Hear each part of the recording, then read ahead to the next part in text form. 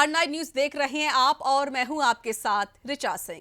UP का सियासी रण अब अपने अंतिम पड़ाव की ओर बढ़ रहा है, लिहाजा सियासी दिग्गजों के बीच का टकराव भी अपनी चरम पर है। तो वहीं आरोप के साथ साथ जुबानी हमले चुनावी रैलियों की नई पहचान बन गए हैं। आरोप की इस कड़ी में अब सपा मुखिया अखिलेश यादव ने कुंडा के किंगडम पर अपनी सत्ता कायम करने के लिए चक्रव्यूह तैयार कर लिया है। आखिर क्या है अखिलेश का नया चक्रव्यूह, देखिए हमारी इस खास रिपोर्ट में। क्या नारा निकाल के लाए हो, लहर बड़ी करारी है, चिलम पर साइकिल भारी है। ये कौन चिलम पी रहा है?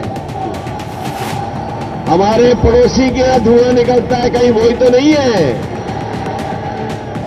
ये नारा तो बड़ा अच्छा निकाला है।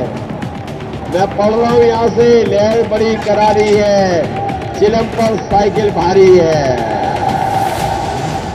समाजवादी पार्टी का ये चुनावी नारा सुना आपने। इस नारे के जरिए सपा मुखिया ने अपने धुर विरोधियों को आड़े हाथों लिया। यूपी में चुनाव का दौर खत्म होने को है, लेकिन नेता अपनी जुबान पर रोक नहीं लगा पा रहे। यूपी विधानसभा चुनाव के लिए प्रचार के दौरान राजनीतिक एक दूसरे पर जमकर हमले कर रहे हैं। यूपी में 4 चरण के चुनाव खत्म हो चुके हैं, वहीं 5वें चरण की खास सीटों पर सबकी निगाहें टिकी हुई हैं, जिनमें प्रतापगढ़ की कुंडा सीट अहम मानी जाती है। प्रतापगढ़ के कुंडा में सपा प्रमुख अखिलेश यादव जनसभा को संबोधित करने पहुंचे हुए थे।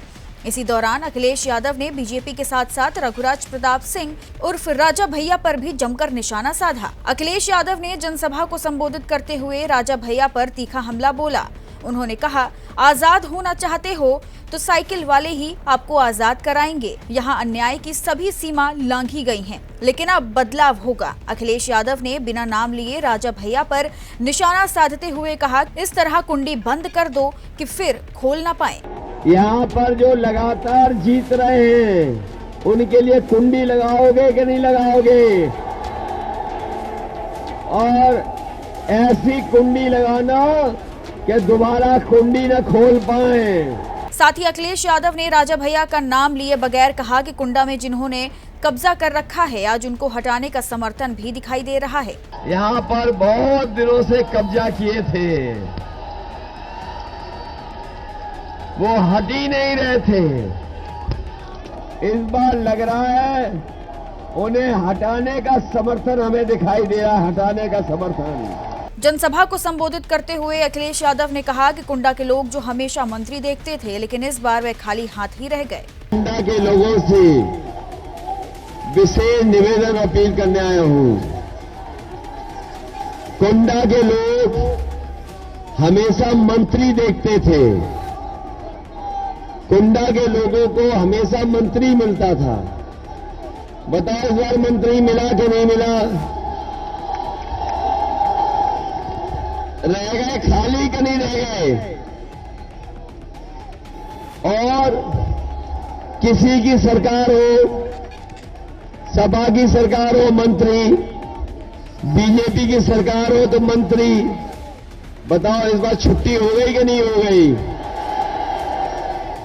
अगर छुट्टी वहां से हुई है तो छुट्टी अगर आप कर दोगे तो हमेशा के लिए छुट्टी हो जाएगी। पूर्व सीएम और समाजवादी पार्टी के अध्यक्ष अखिलेश यादव ने राजा भैया पर निशाना साधते हुए कहा कि मैंने सुना है इस बार तरह तरह के हथकंडे अपनाए जा रहे हैं, धमकी भी दी जा रही है। डरना मत, यूपी में इस बार सपा की सरकार बनेगी और गुलशन जीतेगा तो सपा सरकार बनेगी।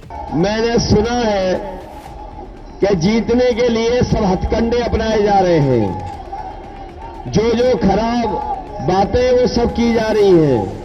हो सकता है धमकी भी मिले, हो सकता है कोई डराए भी, हो सकता है कि कोई लालच भी दे, हो सकता है कि कोई कुछ बांटे भी। बताओ इनके चक्कर में तो नहीं आ जाओगे? साइकिल याद रखोगे? और साइकिल को इसीलिए याद रखना कि सरकार बनने जा रही है। सरकार बनेगी तो कुंडा में भी गुलशन होगा और गुलशन जीतेगा तो सरकार भी बनेगी। बता दें, सपा ने कुंडा विधानसभा सीट से गुलशन यादव को मैदान में उतारा है। गुलशन यादव वही हैं जो कभी राजा भैया के साथ हमेशा खड़े रहते थे, लेकिन आज गुलशन यादव चुनावी मैदान में राजा भैया के खिलाफ खड़े हैं।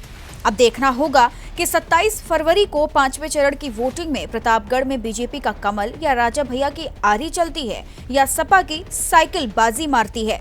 Bureau report R9 news.